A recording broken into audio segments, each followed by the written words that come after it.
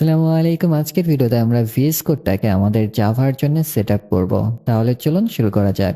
আপনারা যদি VS কোডিয়ামটাকে use করতে চান, দ্যাট ইজ ফার বেটার।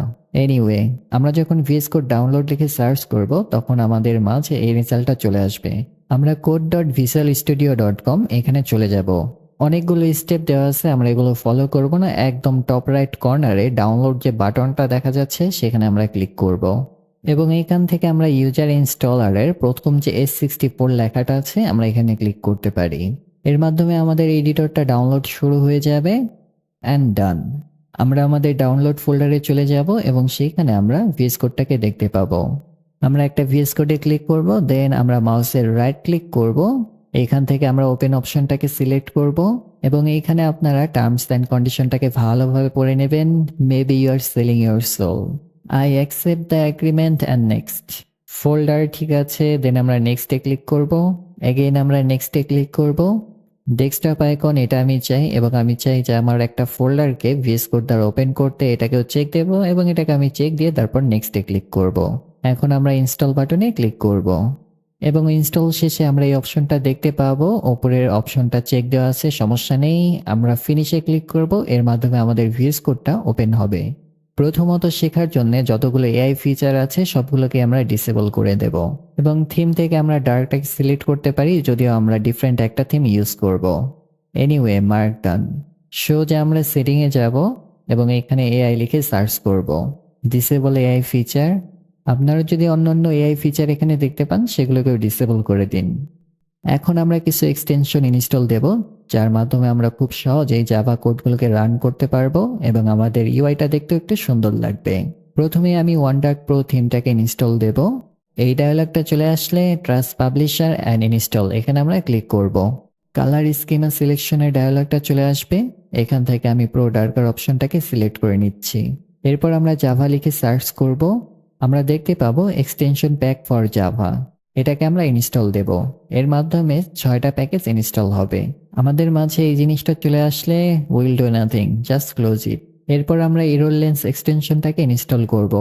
এর মাধ্যমে আমরা খুব সহজেই আমাদের কোডের এররগুলোকে ধরতে পারবো। আরেকটা এক্সটেনশন আমরা ইনস্টল দেব, সেটা হচ্ছে কোড রানার। আমরা টার্মিনালটাকে ওপেন করে দেখে নিই যে আসলে আমাদের জাভা ঠিক মতো সেট আপ করা আছে কিনা। দেখতে পাচ্ছি ডিফল্ট টার্মিনাল হিসেবে এখানে পাওয়ারশেল ওপেন হচ্ছে, যদি আমি সিএমডিটাকে প্রেফার করি এবং এইখানে আমি জাভা ড্যাশ ভার্সন কমান্ডটাকে রান করব, তখন আমরা আমাদের জেডিকে ভার্সনটা এখানে দেখতে পাবো। আপনার ক্ষেত্রে যদি এটা এরর শো করে, তাহলে আমি বলবো জেডিকে ইনস্টলের ভিডিওটা আপনি দেখে নিন। আর হ্যাঁ, আমাদের জাভা ভার্সনটা কিন্তু পাওয়ারশেলে রান করলেও শো করবে।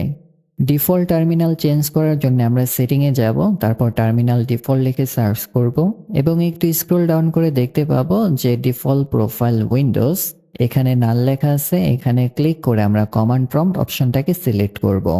এখন যদি আমরা নতুন একটা টার্মিনাল ওপেন করি কন্ট্রোল টিল্টা দ্বারা, তাহলে দেখতে পাবো আমাদের সিএমডিটা চলে এসেছে।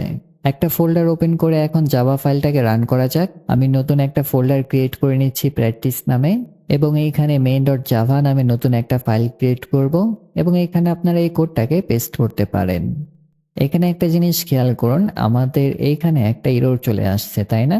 এবং এটা আমরা লাইনের পাশেই দেখতে পাচ্ছি, কারণ আমরা এরর লেন্স ইনস্টল দিয়েছি। আমাদের ইস্যুটা হচ্ছে আমাদের জাভার যে ফাইল নেম সেটা হচ্ছে লোয়ার কেস মেইন, কিন্তু আমাদের class name upper case main. ফাইলটাকে যদি আমরা রিনেম করে রান করি, তাহলে দেখতে পাবো আমাদের আউটপুটটা এখানে শো করতেছে। আমরা চাইলে আরেকটা ফাইল ক্রিয়েট করে সেটাকে রান করতে পারি এবং আমরা চাইলে সরাসরি টার্মিনাল থেকে আমাদের জাভা ফাইলগুলোকে রান করতে পারি। এর জন্য আমরা জাভা, তারপর আমাদের ফাইলের ফুল পাথটা, অথবা আমরা যদি সেই ফোল্ডারেই থাকি তাহলে আমাদের just file name dot Java দিলেই হয়ে যাবে। এবং আপনারা চাইলে IntelliJ IDE ইনস্টল দিতে পারেন, but I install it tax over 2 gig। আমি এটা রেকমেন্ড করবো না বিগিনারদের জন্য। Yes, it is good, but just for learning Java আমাদের এত হ্যাভি সফটওয়্যারের প্রয়োজন পড়বে না। বেস্ট অপশন হচ্ছে নিওভিম প্র্যাকটিস করা, খুবই লাইট ওয়েট একটা এডিটর। এনিওয়ে, পরবর্তী ভিডিওতে আমরা দেখব কিভাবে আমরা অবজেক্ট ওরিয়েন্টেডের মতো ভাবতে পারি। সে পর্যন্ত ভালো থাকবেন, ভালো রাখবেন।